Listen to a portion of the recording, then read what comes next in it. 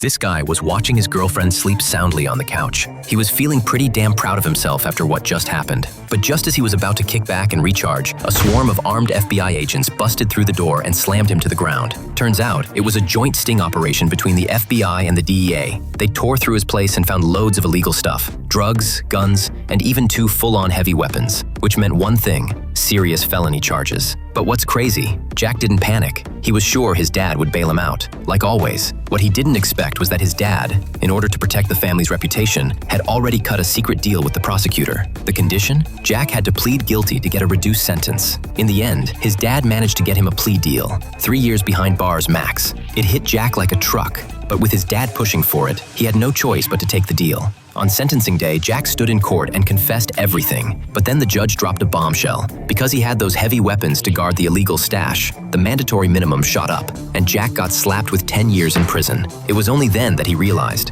both he and his dad had been played by the prosecutor. But by that point, it was way too late. No matter how hard Jack fought it, there was no changing the outcome. Fast forward 7 months into his sentence, Jack suddenly pulled into an interview room. Waiting for him, the very prosecutor who sold him out, and a woman he's never seen before named Emma. Emma introduced herself as a special agent. She'd been keeping tabs on Jack and found out he was actually thriving behind bars, making friends with all the gangs, and even running a secret adult magazine rental biz. They were impressed. Jack could talk to anyone, earn their trust, and get them to open up fast. That's exactly what they needed. Here's the deal.